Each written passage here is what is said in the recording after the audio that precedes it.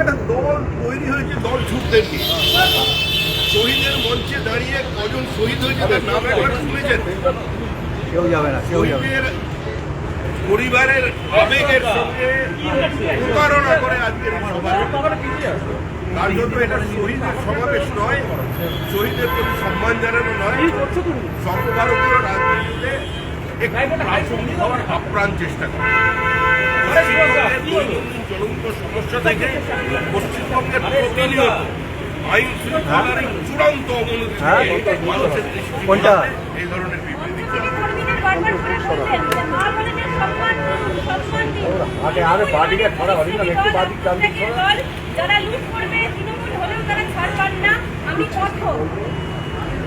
গ্রেপ্তার করেছেন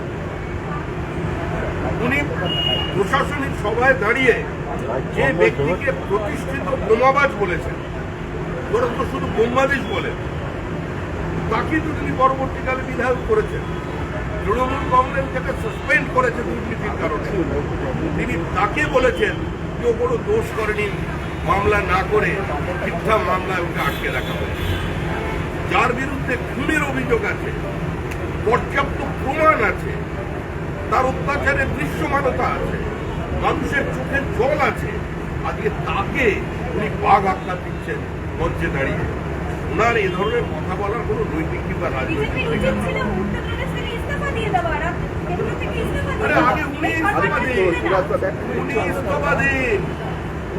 পঞ্চায়েত নির্বাচনে যেদিন ভিডিওদেরকে লুট করিয়েছিলেন, ব্যালট পেপার খেয়ে নিয়েছিলেন, যেদিন অভিষেক বন্দ্যোপাধ্যায় তার যাত্রার মাঝখানে তার ব্যালট বাক্স পর্যন্ত বাঁচাতে পারেনি, লুট হয়ে গেছে, এই যে দলের সার্বিক চিত্র তারা পশ্চিমবঙ্গ চালাতে পারে না। এই রাজ্যে সাংবিধানিক পরিকাঠামো ভেঙে পড়েছে। এটা আমাদেরও প্রশ্ন রাজ্যপালের কাছে। আমরা আবার বলছি, total breakdown of constitutional machinery. পশ্চিমবঙ্গের সংবিধান নেই, যুক্তরাষ্ট্রীয় ব্যবস্থা নেই, সংসদীয় রাজনীতির সৌজন্য নেই, বিধানসভাটাই পড়ে আছে, রাজনীতিটা নেই।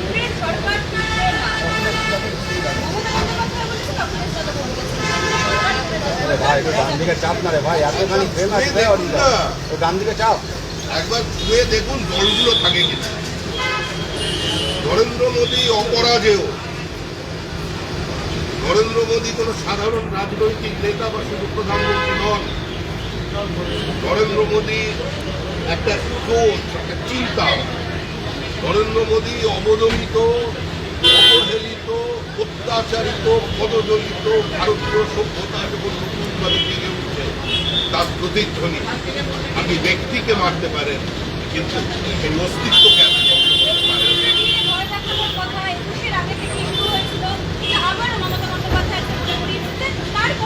বাংলার মানুষ ভোট দিলেন, বাংলার মানুষ পশ্চিমবঙ্গের মানুষ রাজনীতি সচেতন। বুথে এজেন্ট দিতে না পারা মমতা বন্দ্যোপাধ্যায় দলকে 2011 সালে ক্ষমতায় নিয়ে এসেছিলেন। আজকে ভোটের ব্যবধান প্রমাণ করে দিচ্ছেন ওটা ভোট হয়েছে না কি হয়েছে।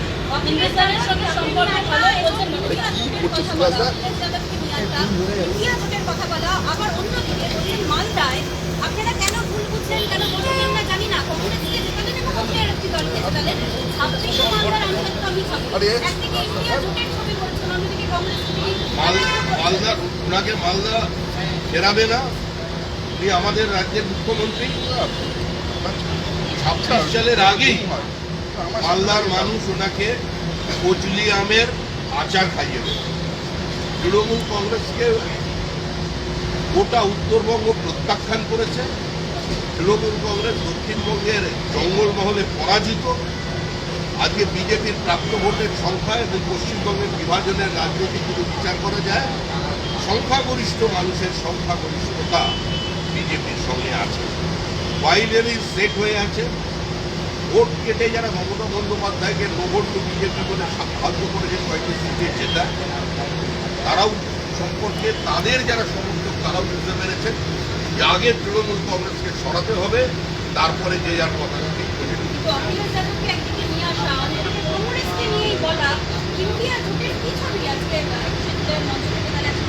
দেখুন, ওরা চেষ্টা করে, আমরা তো আগেই বলেছিলাম এখন থেকে চেষ্টা করুন, এখন থেকে ডেট প্র্যাকটিস চালু করুন, তাহলে 2029 সালে একটা সংঘবদ্ধ বিরোধী শক্তি হিসেবে আত্মপ্রকাশ করতে পারবে। যে রাজ্য এই প্রশ্ন অধীর রঞ্জন চৌধুরীকে করুন। অখিলেশ যাদব এই কথা বলছেন আপনাদের জোট সঙ্গী, একসঙ্গে নির্বাচনে লড়েছিলেন, আপনার মতামত নেই। আজকে কংগ্রেসের সর্বভারতীয় সভাপতিকে প্রশ্ন করুন, মুর্শিদাবাদ পর্যন্ত যখন ভোট চলছিল কোনো বিবৃতি নেই।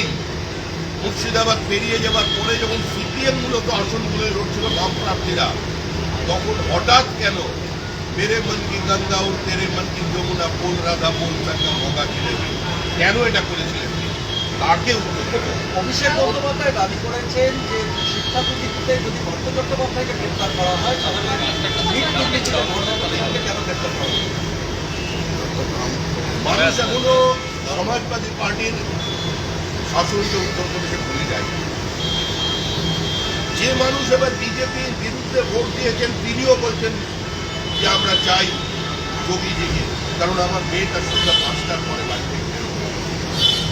আর কোন দুর্নীতির সঙ্গে কোন দুর্নীতির তুলনা করছেন এরা বলুন।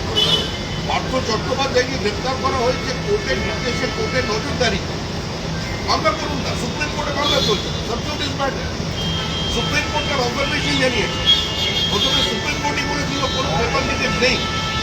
তারপরে এই সরকার এই দুর্নীতি রুখতে বন্ধ করেছে থেকে সারা ভারতব্যাপী বিভিন্ন জায়গায় বহু মানুষকে গ্রেপ্তার করা হচ্ছে, নির্মূল করে দেওয়ার প্রচেষ্টা হচ্ছে, যাতে অন্যান্য লোকজন ধরা পড়ে। অভিষেক বন্দ্যোপাধ্যায় ধরো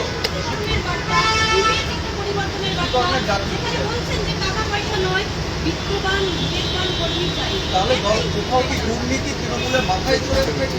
দেখুন, এই কথাগুলো আপনি কলকাতা শহরে বিমানবন্দরের গেটে দাঁড়িয়ে আমার প্রশ্ন করছেন। এই প্রশ্ন যদি আপনারা প্রত্যন্ত গ্রামে গিয়ে কোনো প্রান্তিক মহিলাকে করেন, তিনি ভয় বুঝবেন যে আপনার মানে চিকিৎসার প্রয়োজন আছে, আর না হলে উনি হেসে পালিয়ে যাবেন। তৃণমূল কংগ্রেসের দুর্নীতি, তৃণমূল কংগ্রেস তোমার একটা অনুজ পাণ্ডের বাড়ি নিয়ে তোলপাড় হয়ে গিয়েছিল কোনো পশ্চিমবঙ্গের রাজনীতি।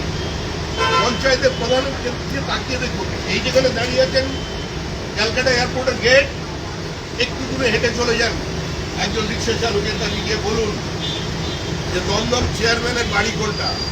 আপনাকে প্রথম প্রশ্ন করবে পুরোনো বাড়িটা না নতুন বাড়িটা। বাড়িটায় আপনি যাবেন, গিয়ে দেখে আসুন, তারপরে বলবেন বিত্তবান। আরে ইনকাম ট্যাক্স দিয়ে রিটার্ন দিচ্ছেন, তারা দেখা যাচ্ছে এইরকম ইকোনমি খুব পৃথিবীতে কোনো জায়গায় হয়। একদিকে বলছেন নরেন্দ্র মোদী ধ্বংস করছে দেশ, আর অন্যদিকে কর্মী নেতা মন্ত্রীদের তারা পুড়ে বেঁধে দিচ্ছে। এটা সম্ভব কি? তৃণমূল কংগ্রেস এবং দুর্নীতি সমর্থক সব এই অভিষেক বন্দ্যোপাধ্যায় কেন মমতা বন্দ্যোপাধ্যায় আজকে কিছু করতে পারে।